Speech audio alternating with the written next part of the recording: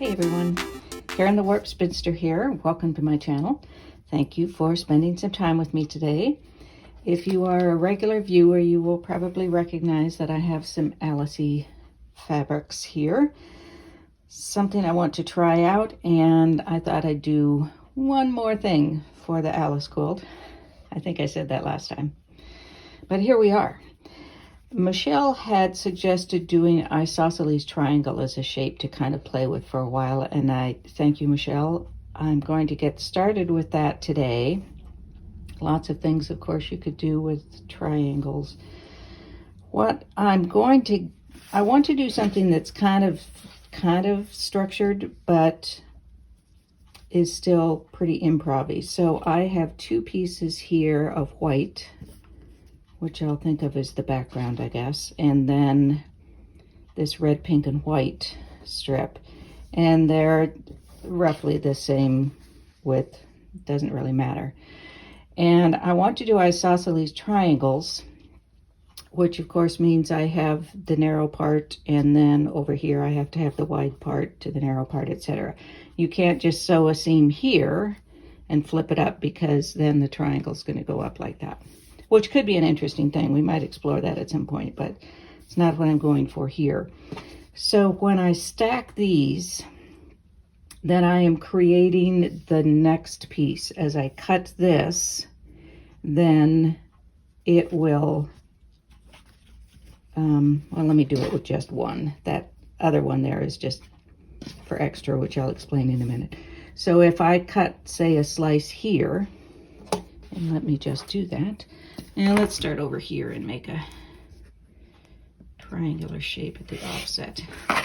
And I could actually do something with these two pieces. But if I have, say, do a wonky isosceles here, wonky, Karen,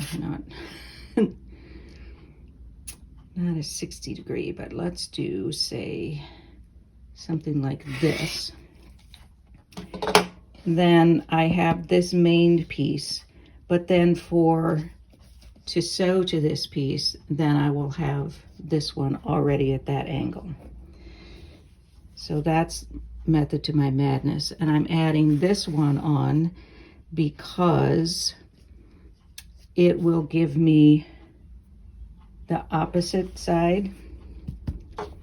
Anyway, let me actually put that under there and cut it. This is how it's working in my head, but as we know from experience, that may not be reality.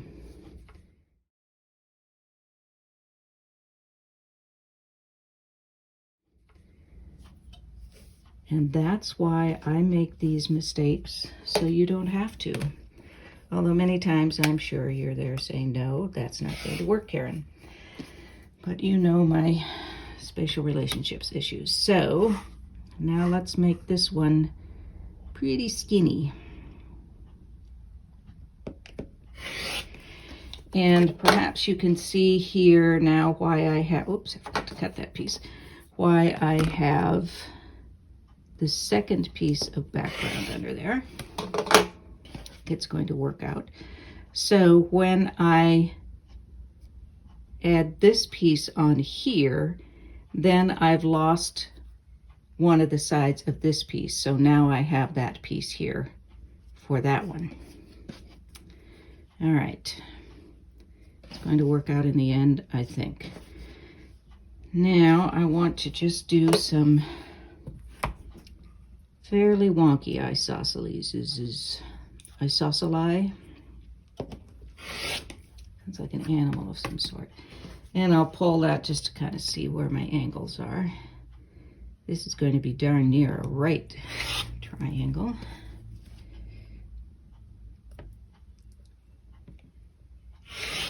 So I can do skinny ones and wide ones.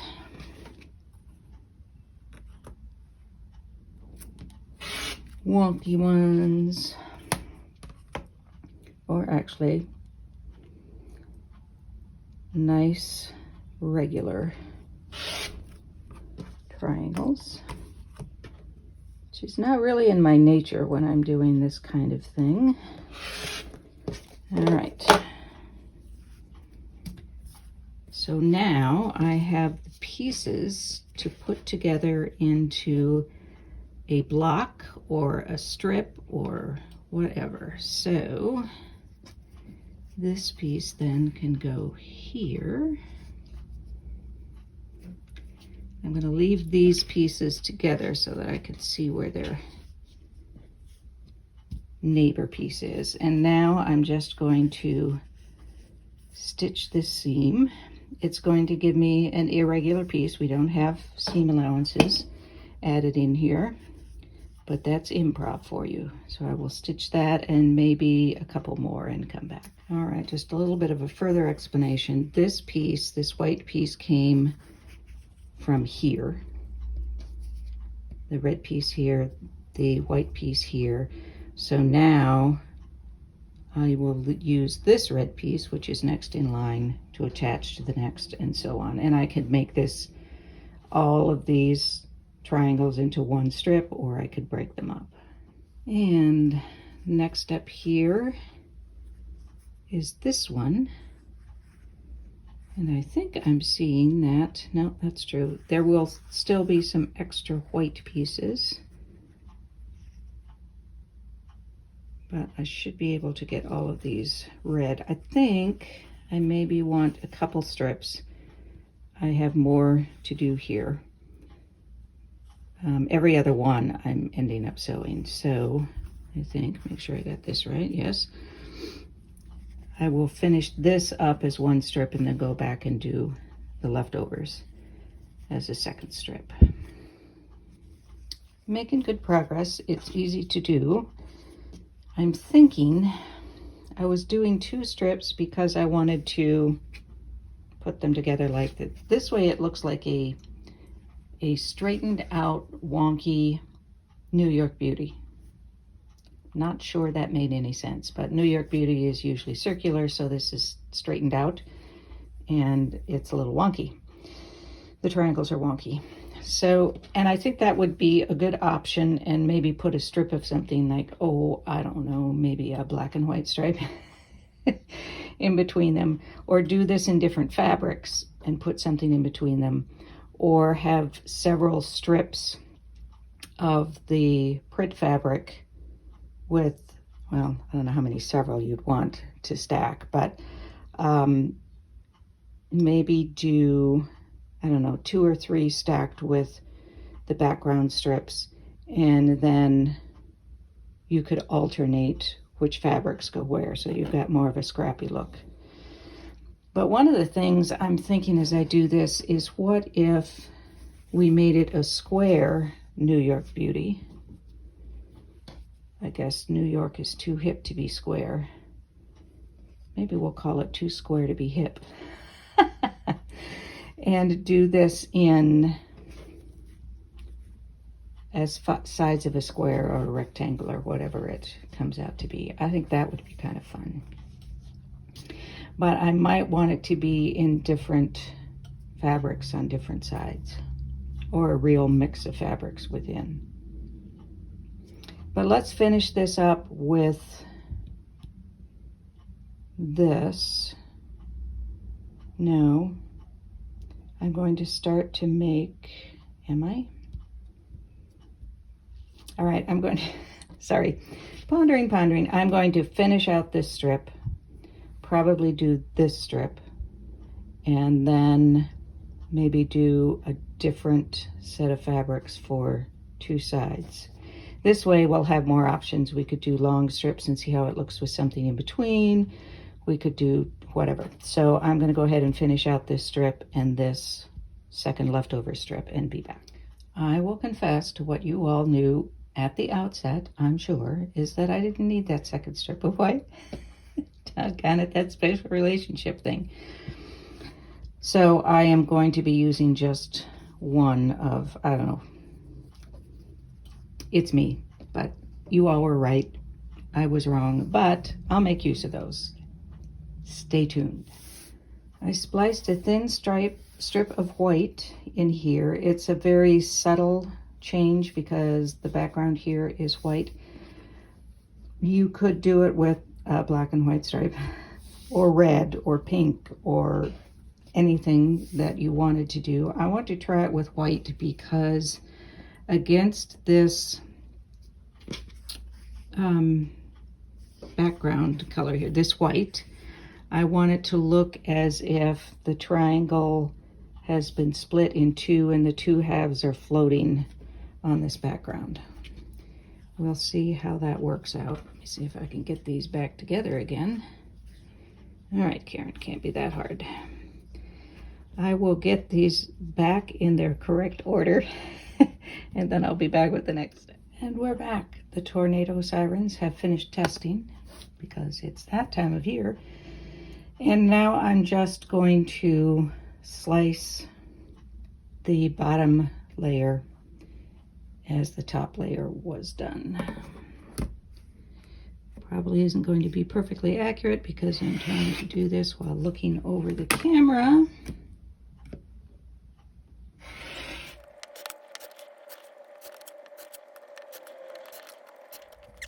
All right, let's trim off this piece here. And we're ready to sew this set, and you've already seen me do that, so I will just go away and come back. And here are these two strips. Sort of has the effect I'm looking for, but I think it would be better if it was, the fabric was more of a contrast, but it's good. So we could, again, line these up like this, and let's try putting something in between there,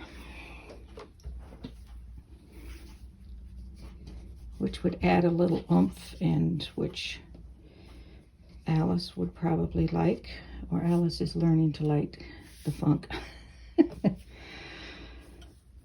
All right, I actually like that quite a bit. I was just thinking about if that were running through here, but it would be an effect. I'm not sure it's an effect I'd like. Might be. And of course we could do the same thing with the reds, which would be very striking. I'm thinking about if we were to do this square thing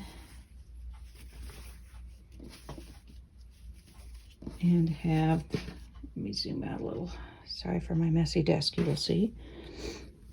We could have to add on there and do it log cabin style, so I'd have, say, something in the center, white or something. That's why that's not going together. I lost a piece. And then this one over here. So I might have to add a couple more pieces on that. I should have two shorter and two longer. What do I have that I could throw on the end here somewhere? This piece, which I could put on. And then I probably have a white piece I could add on, and then do this sort of log cabin style. So take the shortest piece, add the next piece on, then the next piece. I'll probably finish out with some white there. And then this piece. Maybe put white in the corners. And then we have, this looks like China, sort of like blue willow, but in pink. Looks like China to me.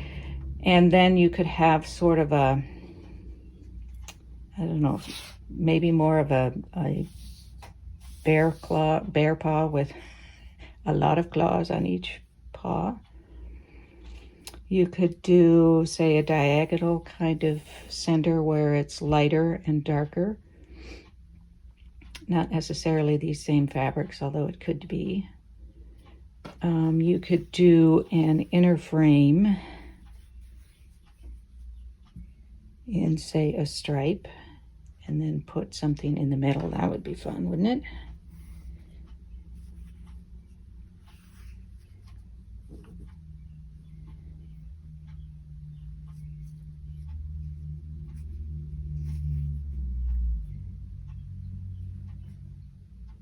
I don't even really mind this hanging out on that side. That would be kind of fun. I rather like that. So I have choice here of I can add on pieces here, or I can cut them off and insert squares on the corner. Probably white squares. Pardon my tapping fingers, that was rude. But I do like the idea of making this a block.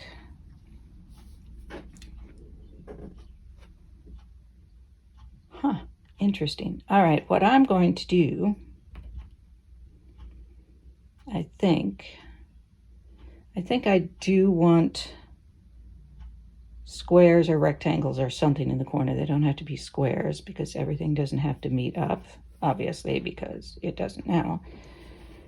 And then square up the sides. Add this onto the pieces. Am I going to miter those corners? No, I am not. I am not going to do that. So I am going to, first thing I will do is add some pieces on to a couple of these ends. This is going to be a big block, isn't it? All right, I'm going to add some pieces on.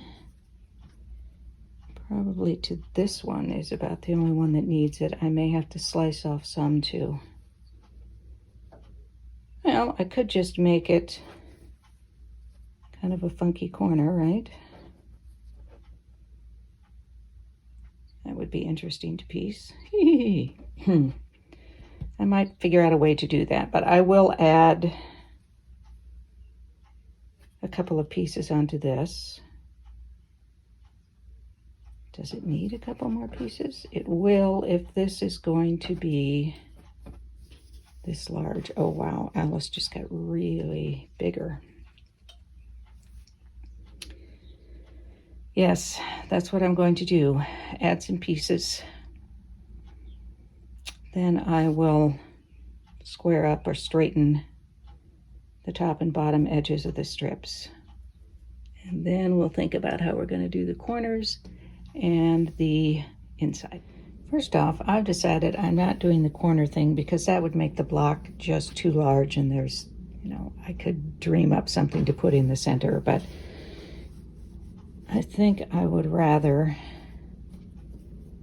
do this and let the chips fall where they may and where those overlap. I think I do, however, want a print in the corner as they're overlapping rather than white. So, trying to figure which would be less confusing to the eye, but this is Alice, so goodness knows.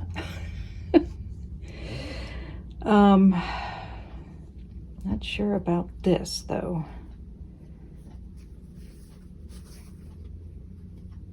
We do this. Problem is I have different lengths of strips here, of course, so these two need to be about the same length and these two about the same length. That needs to have a piece there, one more white piece there, and then I think I can start to straighten out the edges. This is backwards, isn't it? That's probably what was bothering my eye. There we go, that's better. All right, piece here, and then we're going to try the whole square up and put something in the middle.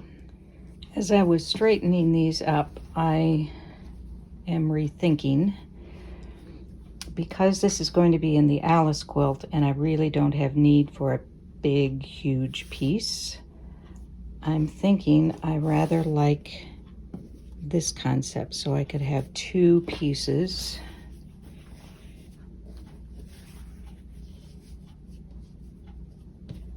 That have this stripe down the middle, and then I could do it maybe on different sides of the quilt, maybe on the same side, I don't know, but as a way to kind of pull things together a little bit, have similar blocks. I could even do it so that these, this is not going to be a very good simulation for you here, are one continuous block, but again, that's giving me a really big block, which isn't necessarily what I need right now for the quilt. This looks like little gnome hats to me now. I think I like that idea better. Now, the whole log cabin bear paw kind of all around a square concept I like, and I want to pursue that. Maybe we'll think about that for next week. But this week we explored how to sort of do improv isosceles triangles pretty easily, I think. So let me go ahead and put these strips in, and then we'll come back and kind of maybe even them up a little bit. Here are our 2 little gnome pieces. I'm just going to see gnome hats. I'm thinking that this one I might have wanted a little wider strip, but it's good to play around with that, see what happens. This piece I left at an angle because this is the Alice quilt, and who knows but what I might not have an angle to meet on whatever piece I am sewing this to. All right, we took a look at how to easily cut and sew these wonky triangles here. Then on this one we spliced in some white just to give it the sort of broken and floating effect. Kind of worked, kind of didn't, whatever. And then we tried it in a square sort of bear paw sort of look, which I think we'll explore next time, but wasn't really a size or shape that I think I need on my quilt. At some point I have to finish that thing. So I think these will be more useful for what I'm doing. And I quite like them, actually. It would be interesting to maybe do, say, another of this strip down here, and then alternate horizontal, vertical, maybe. Or just keep going with this, put a strip of something in there, or not. Or I could have the red points come, oh, and then that makes that cool lightning effect there, doesn't it? That's more obvious when it is the same color going through. With these, you do have the lightning effect, but it's broken up by, I don't know, the horizon line or something. I don't know, but that is a kind of a cool effect with the higher the contrast, the better, for sure. So that's something to explore, as well as to do this kind of fun lightning effect. That's a lot of fun too. So we've explored some things today. Lots of other things we might have done. We might have done curves in places, scrappy, whatever. Please let me know in the comments what you think would look fun or funky, or what you would have done differently that I did. Always love to hear different ideas. And next week, we'll explore other things. Please, if you like what you're seeing here, subscribe. Be sure to like the video, please, if you can, and comments are always welcome. All of that helps other people to find this channel. And I hope to see you next week. In the meantime, be well, be safe, be happy, be quilting. Peace out.